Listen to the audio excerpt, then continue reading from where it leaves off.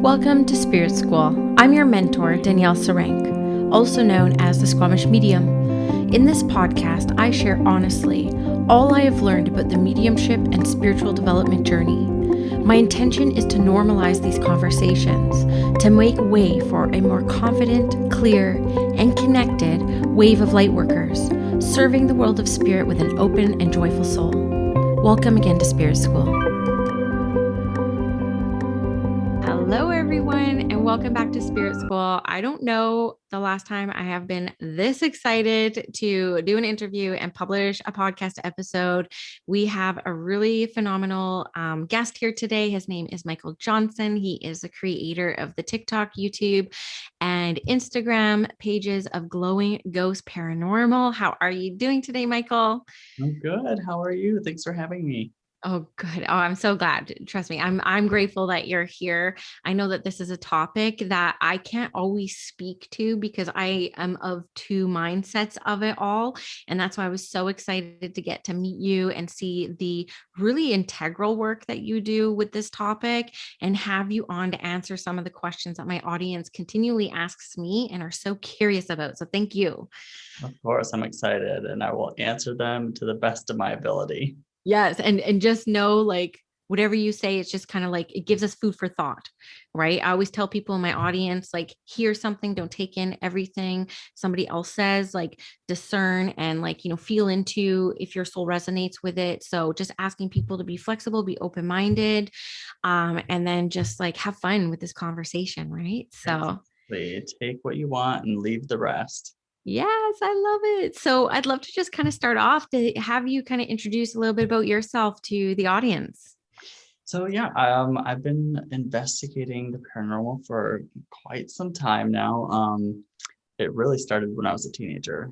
When I was 16 years old, instead of going to high school parties where everybody else was, I would drag my friends to the local cemetery and we would walk around looking for anything we could find that would be signs of the paranormal.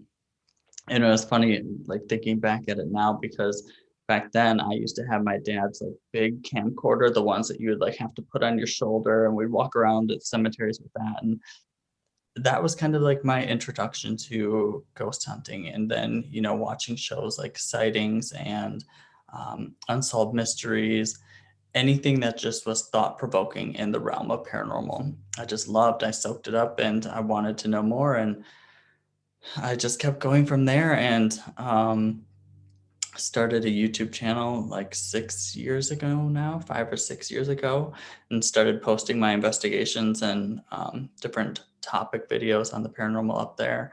And then recently started doing TikTok because, that's the craze with all the kids these days. So I thought I'd jump on that bandwagon. And it's just always been a passion of mine. You know how some people feel like they were born to play music or an instrument or something like that. I feel like this is kind of my passion. I just feel like it's something I've always been into. Yeah, I love that. And so did this get sparked by an experience you had when you were younger? I definitely had experiences when I was younger, but I don't think any one specific event triggered it or led me down that path. I feel like it was something that I've just always loved. From as far back as I can remember, I've always loved Halloween. I've always loved horror movies, anything to do with ghosts or anything spooky. It's just something that I've always been into. And one of my memories is being very young and I just wanted to watch the movie Halloween. It was actually on Halloween. I got home from trick-or-treating. I must have been like, I don't know, I was young, like probably too young to be watching horror movies, but I was like, Mom, I want to watch this movie Halloween. It's Halloween. Can we watch it? And she sat down with me and watched it. And I think I was like 7, 8 years old. And like it was from a young age. I just wanted to be involved in that world.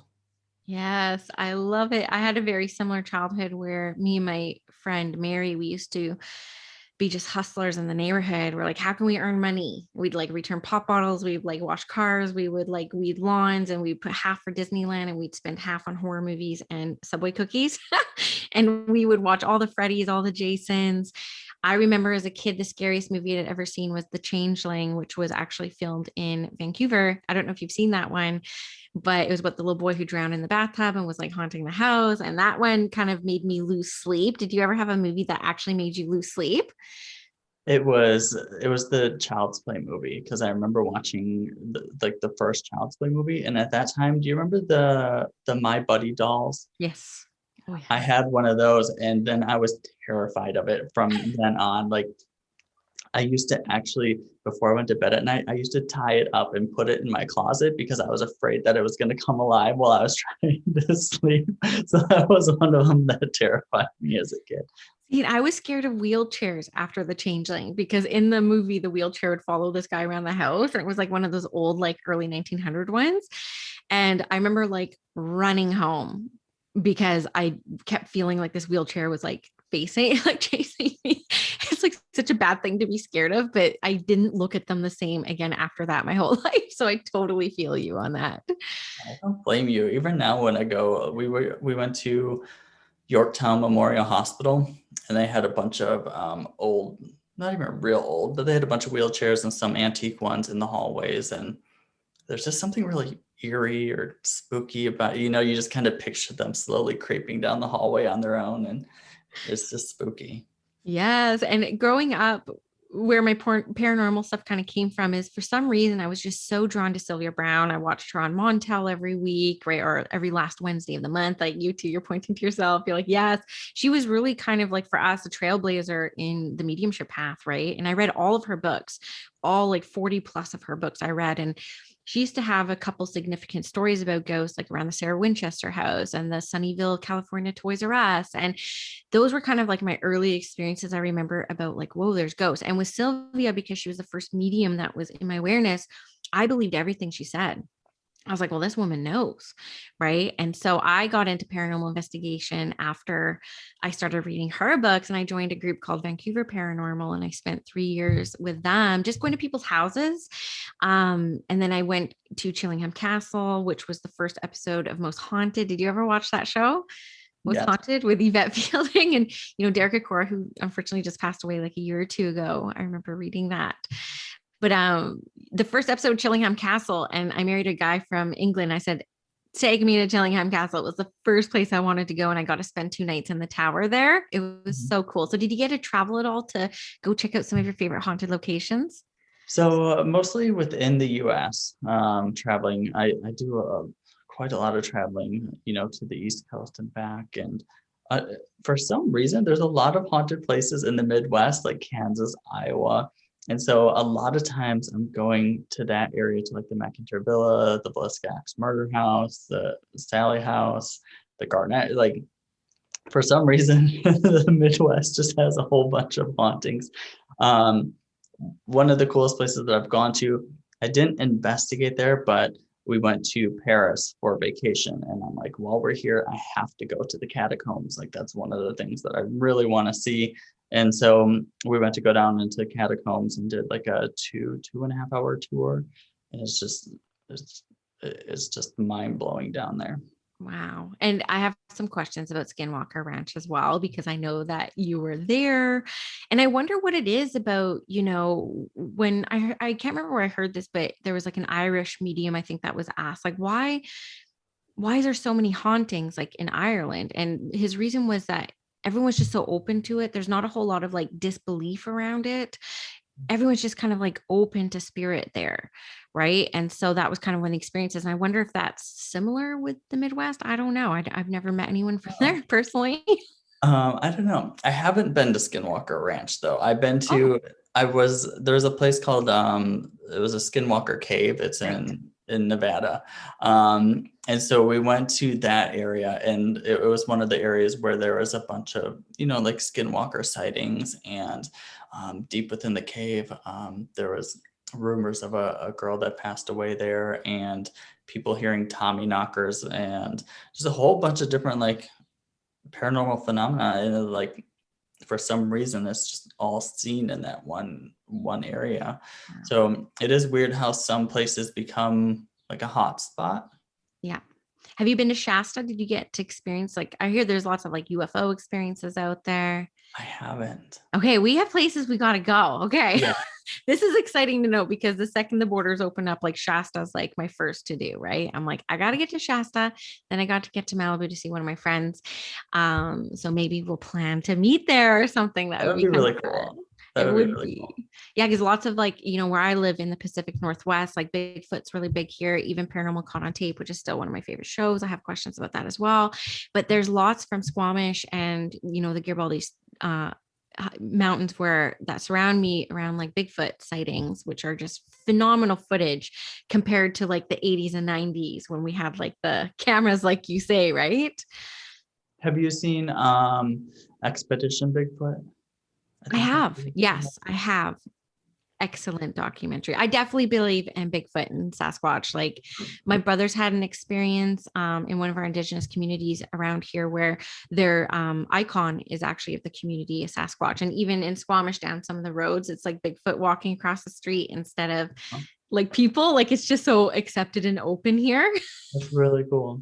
It is. You should come up here too. It's fun. I'm going to have Michael as well next year up here. It's going to be exciting. So, okay. So, a couple other questions I have about your early days. And I really want to focus a lot of our time together on the Instagram questions I had because I asked my audience, like, what do you want to know? And my gosh, my Instagram blew up. And I just did a live for 20 minutes before I hopped on with you. And everyone's like, it was the most viewers I've ever had for Oh, one on wow. a live. And people are just so curious. So, in the early days, like for me with paranormal investigation, like I sought out a group because I was like, teach me, like, how does one do this? And it sounds like you kind of like intuited it and like kind of figured it out on your own. Did you ever join a group or did you just start what you wanted?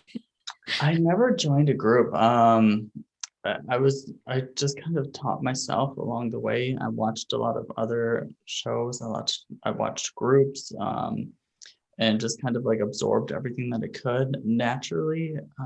I'm just a very shy person, and I have social anxiety. So to reach out and join a group of people that I've never met before, it was just something that always kind of scared me a little bit. I'm like, I think I'll just do this on my own. And so, yeah, I've just kind of done everything on my own so far. And, now that I've been in the YouTube field and social media and stuff for a while, I've met people that I've become friends with and we investigate together now. But I was never a part of a formal paranormal group or anything like that.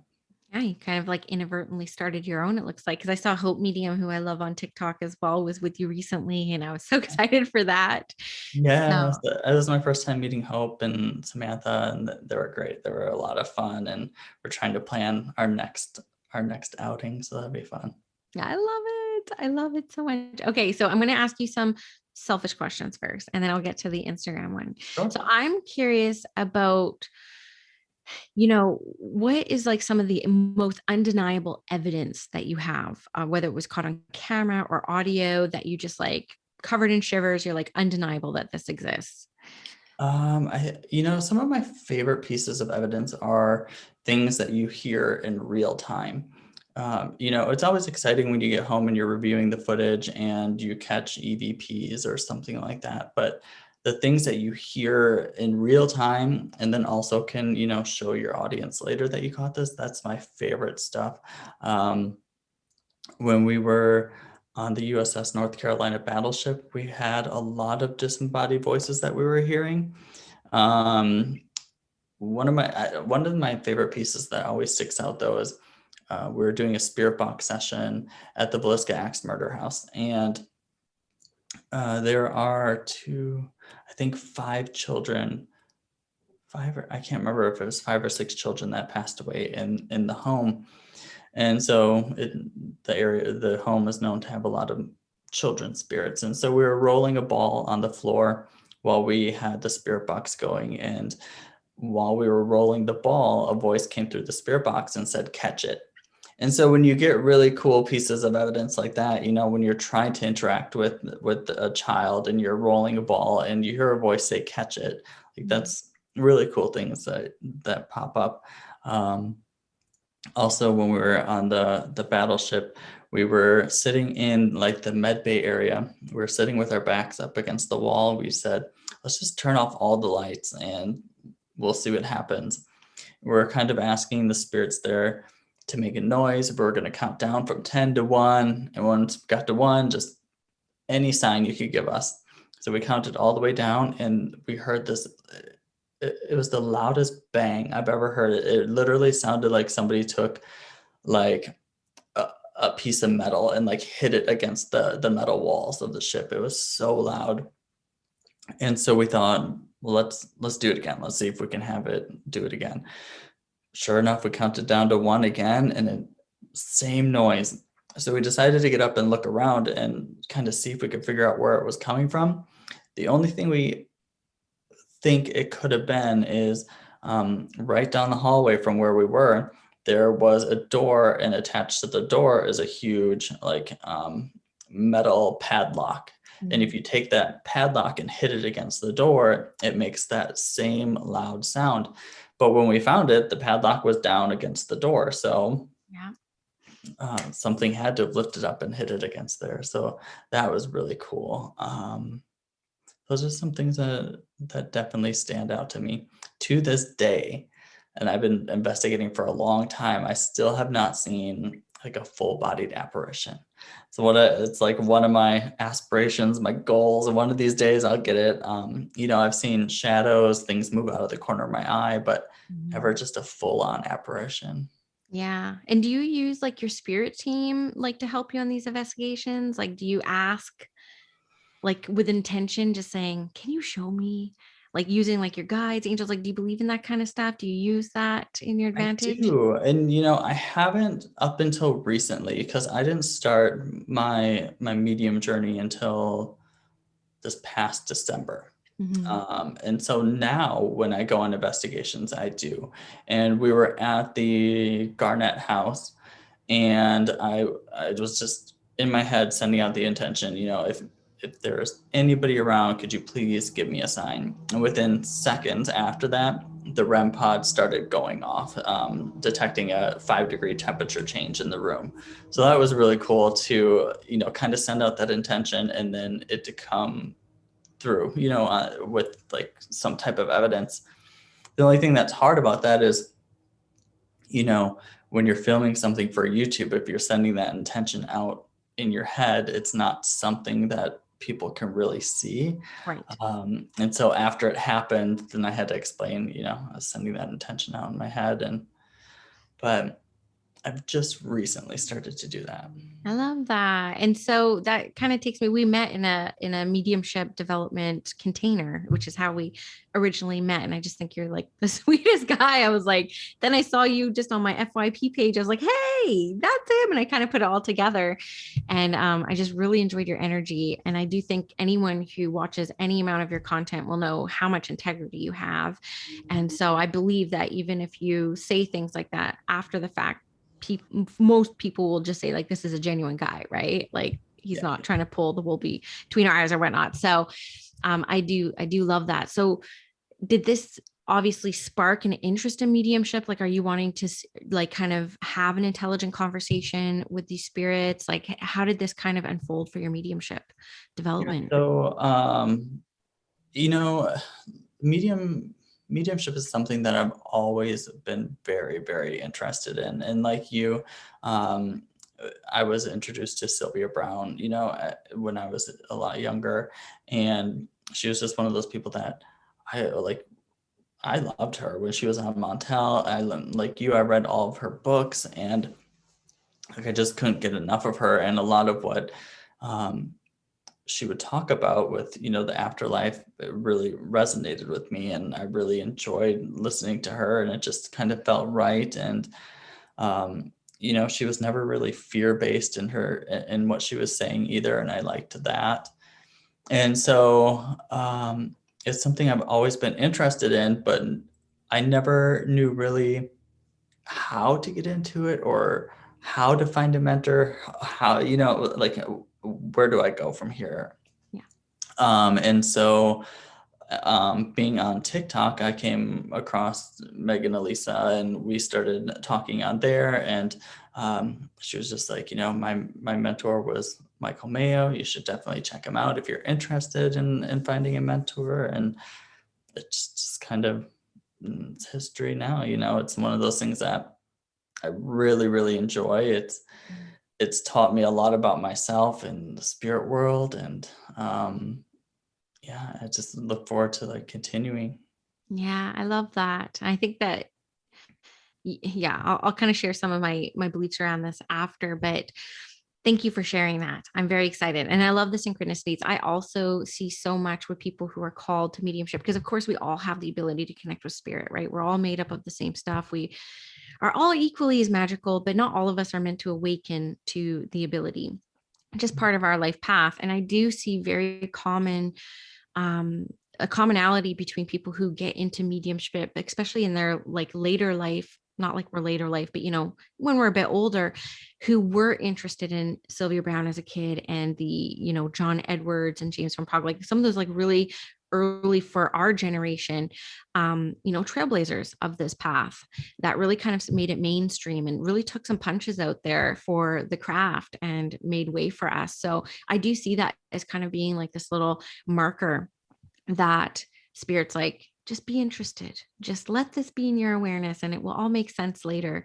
And I say that, like, I can't tell you how many people I talk to on Instagram, they're like, I love Sylvia, and I'm like, well, and then all of a sudden you're following me and you're listening to my podcast, like, that's not a mistake, right? Like, it's spirit's kind of like door opening, like, check it out, just see what happens, just see what happens.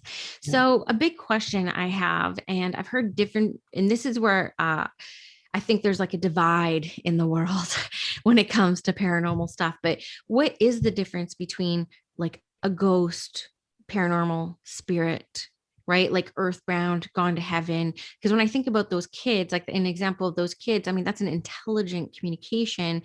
Are they then ghost earthbound, or are they spirit for coming from heaven to have this experience with you? Like, where did your beliefs land with this?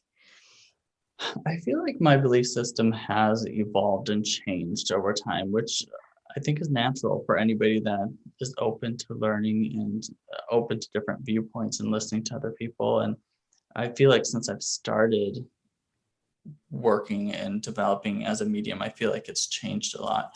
Um, one of the things is, when I first started investigating, it was just always like, one of the things you'll especially hear paranormal investigators say a lot is like a trapped spirit, or somebody that's like bound to the home, or something like that. And so that's kind of what I was always taught or learned, is that, some spirits just get trapped in a house and some don't cross over. And that view has changed for me a lot. I don't necessarily believe that spirits get trapped or stuck to a house or anything like that. For me, I think a lot of hauntings are more residual type energies, where everything is made of energy and we leave an imprint. And I think places that have had a lot of trauma or dramatic events, stuff like that, I think that energy just kind of leaves an imprint in the area. And some of that can just loop over and over, not necessarily a spirit that is trapped there creating that activity. Mm. That being said, there are places where you'll get a lot of intelligent responses where a spirit is communicating with you. And the way that I think about it now is, when you're working mediumistically, you set that intention out there for, the sitter's loved one to come through. So why isn't it the same when we go into a haunted location? If we put that intention out there for the previous residents of that home to come through, why can't they come through the same way that, somebody's loved one would during a reading? And so that's kind of the way it feels for me right now. Other people, they're entitled to believe that spirits can be trapped or earthbound, but that's just not something that I really subscribe to anymore. So I definitely think it's more residual energy, or setting that intention for the spirit to talk to you, and they'll come through. Yeah, I love this. And so your world must have been rocked then in the past like 6, 7 months with this big shift, hey? Yeah, well, because it's a lot of things once you start developing as a medium and listening to other people's perspectives and experiencing things, it doesn't really make sense for spirits. For me, it doesn't make sense for them to get trapped. If you're here just to learn a lesson or to develop as your soul goes on, and why would you want to be stuck here afterwards? Why wouldn't you want to go back home? You know what I'm saying? And that being said, if we have a team of guides and angels and loved ones around us all the time, I don't think they would just leave us here, say, well, if he wants to be stuck there, let him be stuck there. It just doesn't make sense to me.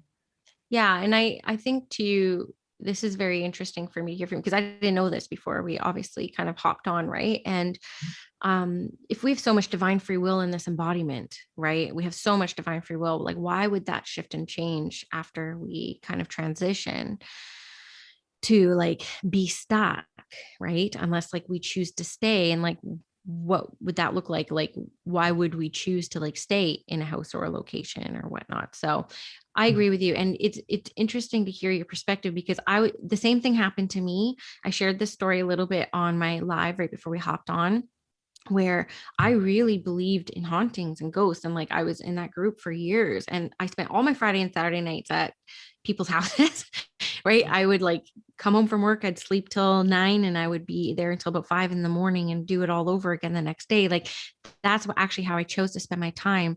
And we did have experiences. And so I did carry those as ghosts and earthbounds with me for a very long time. And then I started developing mediumship, kind of like you say. And it was a few years in. I didn't think about it too much, but I remember being at a workshop with Mavis Patilla in 2015, where she said, you don't have to go around rescuing earthbound spirits. There is no such thing. And my brain exploded all over that room. And I was like, my whole childhood was ripped away from me for one thing, right? All those movies I rented from Blockbuster. I'm like, wait a second. Like I kept the industry running as a kid. And I was so shocked. I had to go to my mentor at the time and say, like, what did she mean? Like, there's no, because I knew people who I was studying alongside too, who were like charging to clear out energies out of their houses and stuff. And it really kind of gave me some food for thought. That was the first time I heard a different perspective on it. And it really opened up my awareness. And much like you, I was starting to come to the realizations, like, I've actually never met a spirit who's talked about anybody being earthbound or like caught or stuck, or it just wasn't my reality when I started actually having intelligent communication with the world of spirit. So I had to open up my awareness and my philosophies around it as well. And that became really uncomfortable, because I also find out there's a big device. And this was one of the questions that came from Instagram, your thoughts on the divisiveness in the mediumship community on the beliefs around earthbound spirits or not. Because what I find is if you speak up about this, like what you and me are talking about right now, a lot of people get really offended, right? And do you find that? Do you see that out there? Yeah, a lot of times if I say, like, I don't think that spirits can get trapped or are earthbound, there are a lot of people and there are a lot of other mediums that will get offended, because they will claim that, well, I've crossed over a lot of spirits. I've helped a lot of spirits cross over. And I'm just like, oh, why do you think they need your help? Like if they like if they have their own spirit team around them, why would they need somebody in this world to help them cross over? And I don't want to take away their experiences, because their experiences are their own and they're entitled to that. It's just something that I don't think a spirit needs our help to cross over. And it's the same thing if I say I don't really believe in negative entities or demons and stuff like that. A lot of people will get really, really upset about that. And they'll like, well, I had this experience when I was a kid and it was horrible. And I'm like, yeah, you probably did have that experience, but then you have to really look at what your belief system is and how did you grow up? Did you grow up with a fear-based belief system that taught you that demons were real, that if this happened to you, then it was demonic? And, so you have to kind of look at what made you believe that this was evil or bad or demonic. Mhm. That was another question someone had. What's your perspective on demons? So there you just, this conversation is just crossing them all off. So Yeah. is it right to say then, like, let me just kind of throw this out there. I've never said this. I've never thought about this, but the fact that I think we have similar beliefs here where, yes, there are places like haunted locations that hold a lot of energy because we put a lot of intention into them. We give it a lot of energy as well as everything that occurred there. And you go connect with spirit in these places because they are so charged with energy. Like, does this kind of make sense? Yeah. It's like, let's say, for example, you walk into a room where somebody's really upset or angry. You can feel that energy when you walk into the room. I feel like it's the same thing when you walk into a house or a building that has had a lot of that type of energy left there, where a lot of traumatic events have happened, or somebody was murdered, or anything like that. I think it leaves like this imprint behind. And I think a lot of times you can feel that energy. I feel like that energy kind of gives off its own signs and signals. But then I do believe that, like I said before, you put that intention out there to speak to the spirits that were there. I think sometimes they do come through and give you signs and will leave intelligent responses for you to pick up on. I love that. Thank you for being so grounded with that, Michael. I don't know if you've ever done table tipping. I haven't yet. See, this is the one thing that has upset me about starting my mediumship journey during the whole COVID era, is everything I've done has been through Zoom, and I can't wait to get like with a group of people in person and like do like, traditional things like with a group of people, Well, you have pretty much the coolest people in the universe in your little corner of the world. Like, I have no doubts when all this is done, you're going to have a bomb ass group to sit with. But I sat with a very integral, very spiritual medium for my first 3.5 years of development. And one day she said to us, we sat the same group for years, just like 1 hour a month, 5 hours a day. We would do mediumship development. That's how I developed in my really early years. And one day she said, we have enough power. We can create physical phenomenon. And I was like, what's about to happen? Like, and there's like 6 of us, right? Aging from like 21 to like 70, like same woman every month. It was so magical. I can't even tell you. And it reminds me of you counting down from 10, right? That gives it so much energy. Mhm. And so what she did was we put our hands on a table and she's like, start singing happy birthday. And so we all start singing happy birthday, pretty much happiest song that exists on the planet, right? Mhm. And it was one of the most, still to this day, profound. Like, I get covered in shivers and I want to cry every time I talk about it, because this table for over an hour talked to us. And it was this spirit communicator, this guy, Chris, who was the brother of one of the people holding the table. It was actually her birthday that day. We didn't even know why we were singing happy birthday. And this thing did like tipping with the alphabet, like spelling out its name, Chris. It lifted as high in the air, we couldn't even touch it. It was running around this whole room. We were chasing it. And I was brought to my knees, humbled by the energy that we can create with intention, with pure intention, with wanting to do the best that we can. And it was such a profound moment for me, because I think about all the haunted shows, which I love and I still watch. And I think if there was scary music playing, this would have been Paranormal Activity. And because we were there with love, we got to see one of our sisters have this incredible, phenomenal, life-changing communication with her brother who had passed a few years before. It was beautiful music, right? It was this divine experience that we had. And so I think about that a lot, because if we weren't ready 3 years before, right? We were ready after 3.5 years of sitting for spirit, working with spirit in such a beautiful way. And the fact that they can come through physically for us like that. But there's something to using your voice. And so in your next investigations, like, do the counting and the singing. I'd be so curious to see what comes up for you. Have you heard of these type of experiences with that? Yeah, I have, and that's one of the reasons, I guess, why I get really worked up when I do see like other creators on TikTok and YouTube and stuff creating staged or faked paranormal activity like that, because I know that these things really do happen. But it takes away the like it takes away like the value or the specialness of these real things that really do happen when people are creating these fake scenarios and just kind of making them, whenever it happens, it's something bad or something demonic or something evil. Like, I don't know why, but whenever some type of great activity happens, people always think for some reason it's bad. And, it kind of goes back to the lens that you're looking through.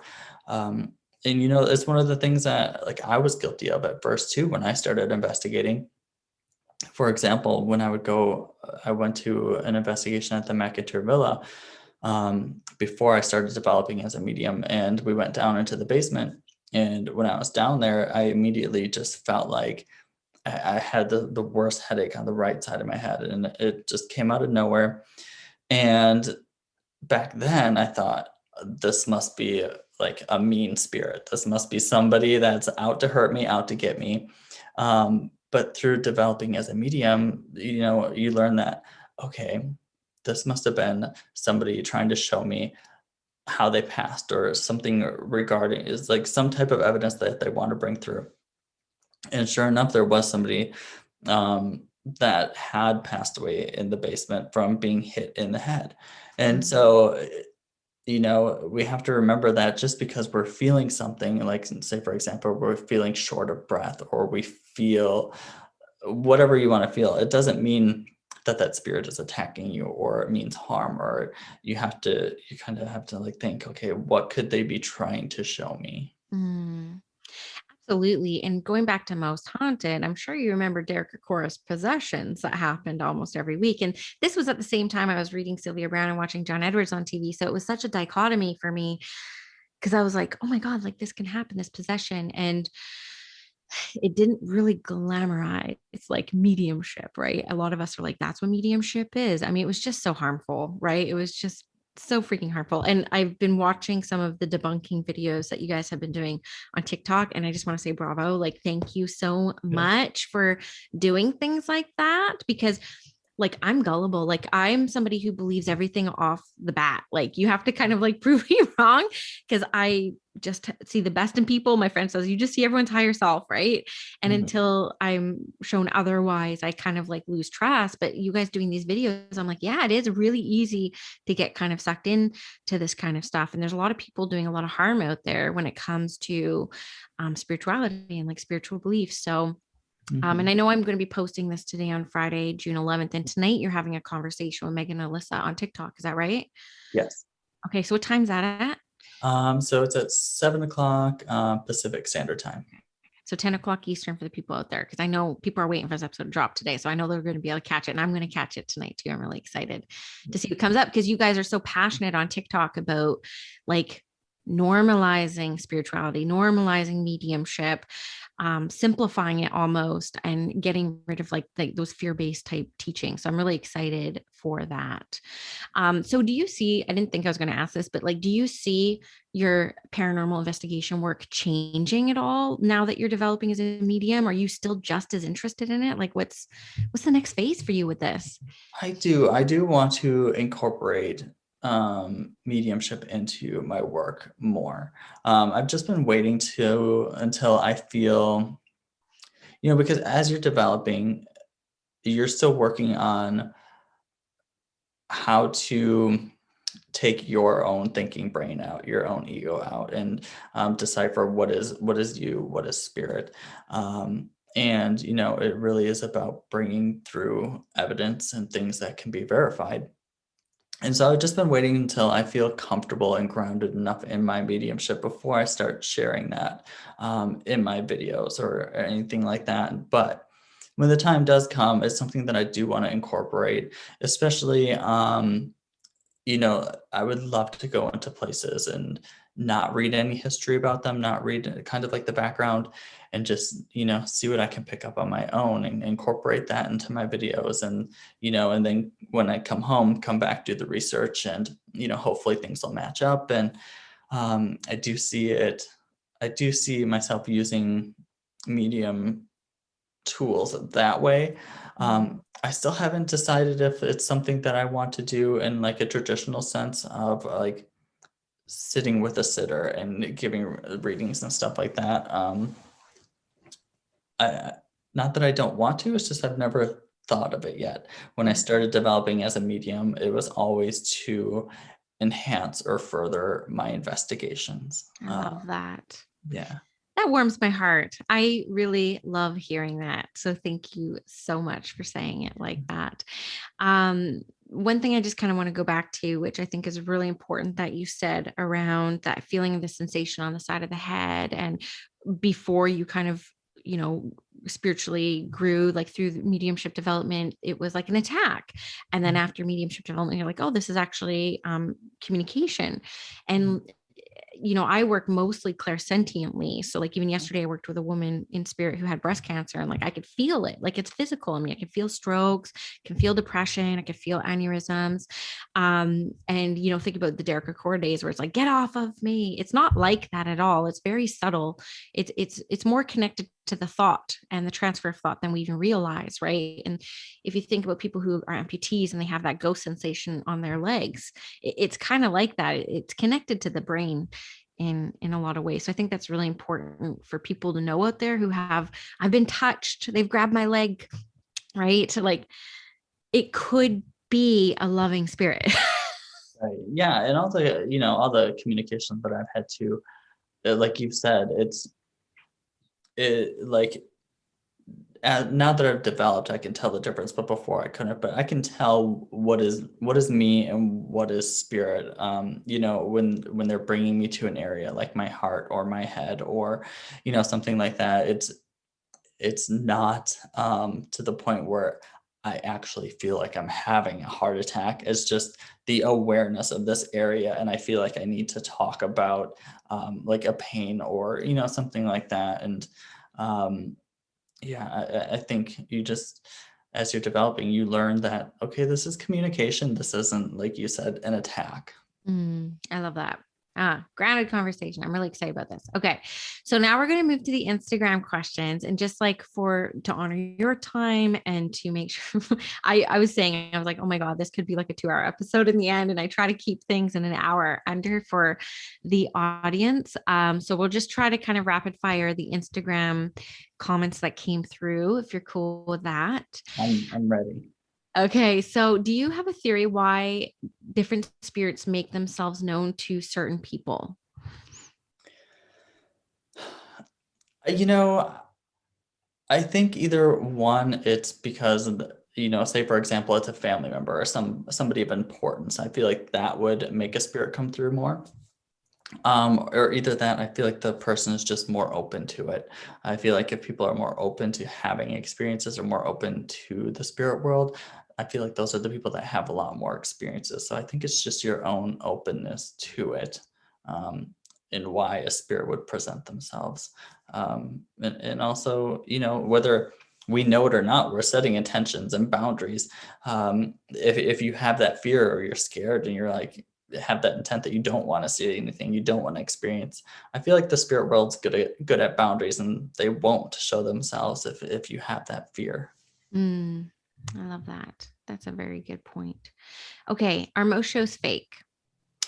Okay, so I feel like most shows do have some pieces of evidence that are real, but that being said, it is TV. Everything is produced. If they did an hour-long investigation and nothing happened, it wouldn't be very good TV. So I do feel like things are embellished. I do think things, like I said, are produced, but there are some good ones out there.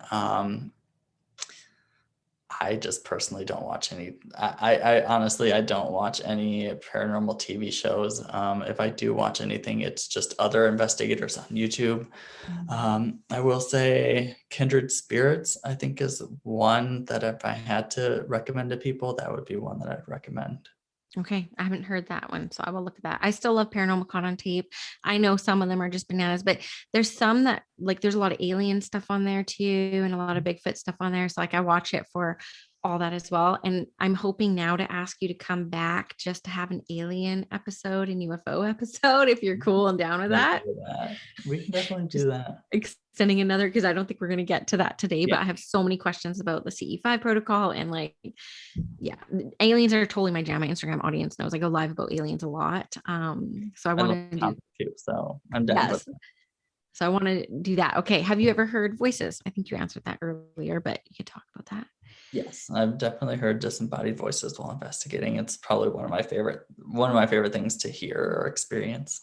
Yeah, I wonder if that will come up a lot in your mediumship as well. Like clairaudience comes now for me, but not disembodied and like not objective clairaudience. I get more subjective, but I wonder if you'll experience that like some of the great clairaudient mediums. I hope so.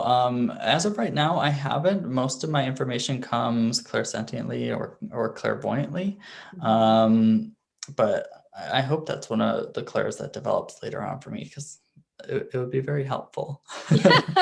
Sure, it would make things a lot easier. I know. I like read the old transcripts of Helen Hughes readings. I'm like, how? Like, how does one do that? And so it's pretty phenomenal clairaudience. So like 5 people ask this, but do spirits follow you home? Why would they? Because you're so nice. Yeah. Well, like here's my thought, like I'll see a lot of creators and stuff say, oh, this entity followed me home, or I have an attachment and stuff like that. And first of all, I don't really believe that spirits are stuck anywhere or would follow you home. But the question I always wonder is like, say for example, a spirit was trapped in a home and they were haunting it for 100 years. Why all of a sudden are they going to leave the place that they've been for 100 years to come home with you? What I tell people is I feel like, for me especially, after I leave an investigation and come home, since I've been so open to the paranormal and looking for it, I feel like that openness, that comes home with you. And so when you're home, you're still more open to the spirit world. And that's why you start to experience more stuff once you come home, is because you were just in that environment, opening yourself up. And I feel like when you come home, you're still open. And so you'll have more experiences. Incredible.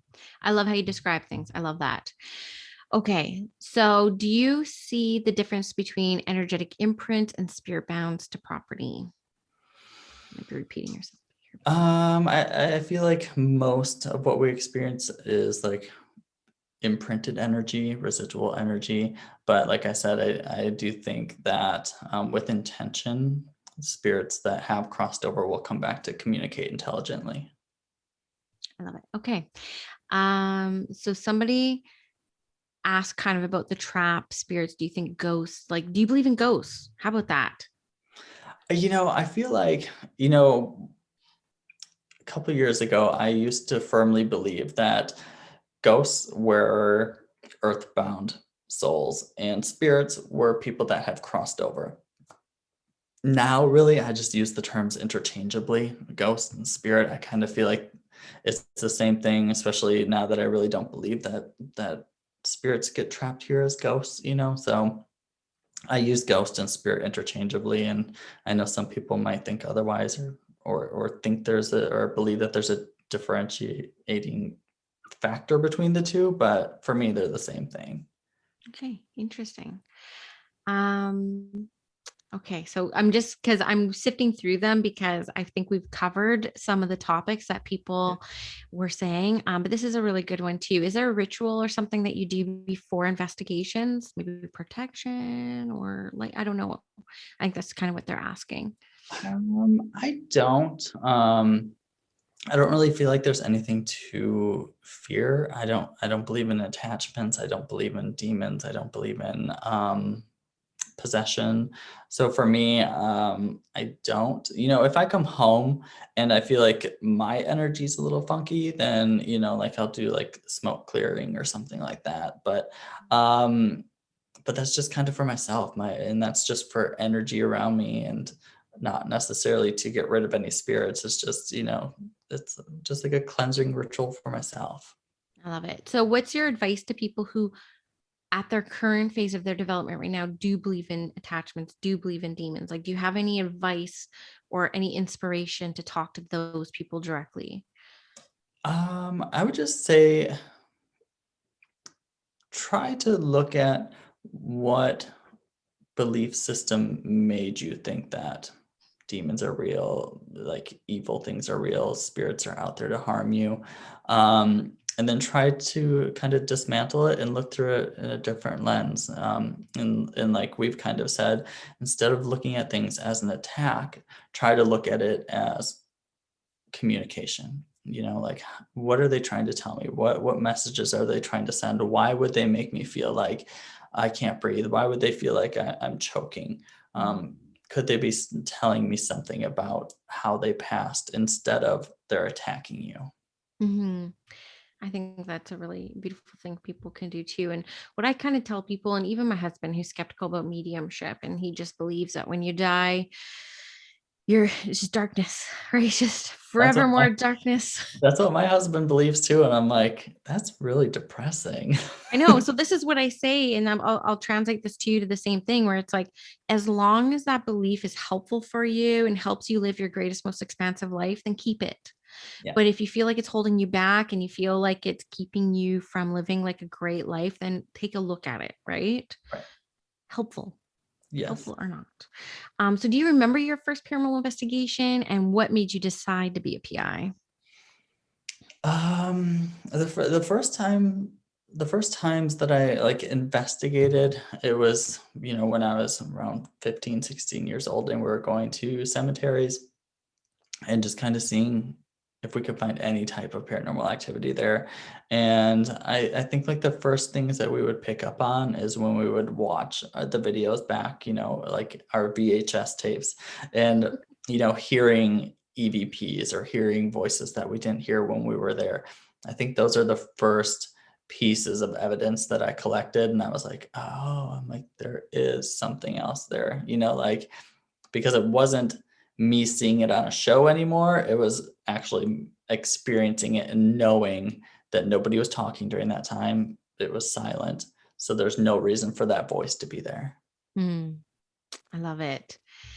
Do you do this full time? Like, is this your job or is this just like hobby? It's just a hobby. I don't do it full time. I would love to, um, but it is mainly just a hobby, although I do a lot of traveling for it. So it could almost be like full time. I see you with a TV show, so take it from I the psychic. I see I you. hope so. I've been fortunate enough to have some of my investigations used on, like, the Travel Channel used some of my footage on Paranormal Caught on Camera for season 2 and season 3. If they want more for season 4, I'm always open. But if they were to approach me with the show, as long as it was ethical and evidence-based, like, I think it would be something that I'd be up for. But I think one of my dreams, and this is kind of off topic, sorry, but I think one Okay. of my dreams is to have my own haunted place one day where, where I could have people come do their investigations, teach them about investigating, teach them how to use the tools, run events like, different mediumship events, stuff like that, and just really dive into the paranormal in my own way where I could be my own boss, teach people. Like, I would love that. Yeah, I love that. I'm going to send you, I can't remember her name right now, so I apologize, but there's a woman doing amazing work down in South America, using different experiments to get spirit of children, like for their parents. She only works with parents who have lost children and Mhm. getting them to come through voice, through smoke, through light. And she's caught some of the most phenomenal apparitions. And what's so cool about it, evidentially, is that she has all these parents that she works with, and say their kid dies at 21, the way that they'll actually come through is a picture that the investigator's never seen of them when they were 6. And so she'll just post the image on this message board, and the parent says, that's my girl. And then they'll post the picture, and it's the same thing. Like, it's really cool techniques that she uses that are very simple, to get spirit to come through physically in this way for their parents. It's kind of cool. I'll send you, I wish I knew the name off the top of my head. But I just watched a 2-hour lecture that she did a couple months ago. I paid for it and it was phenomenal. She brought through, and Nikola Tesla is actually her guide, and his voice on recording, like full sentences, very intelligent. It's like, Timothy's coming through now. Get Timothy's mom, Sandra. And like the voice comes through. It's some really phenomenal stuff. I'll send it to you. It's pretty cool. Please do. But when you're talking about them, like that would be so cool. Like you have people come to your place and you run these experiments that you have had great success with, that kind of bring through the evidence that spirit is intelligent and like loving, and they do respond to our intentions. Yeah. Right. I love that. Okay. So I guess the final question I would ask you from the Instagram audience is, how do you control your anxiety or nerves in these situations?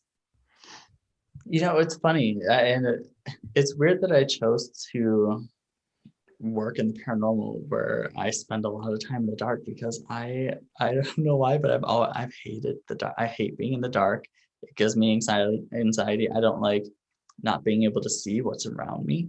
But I think what's really helped is developing as a medium and developing that awareness, and shifting my focus to not what out there is there to harm me or what could scare me or cause me danger, and shifting it to who's there, how do they want to communicate, what do they want to tell me.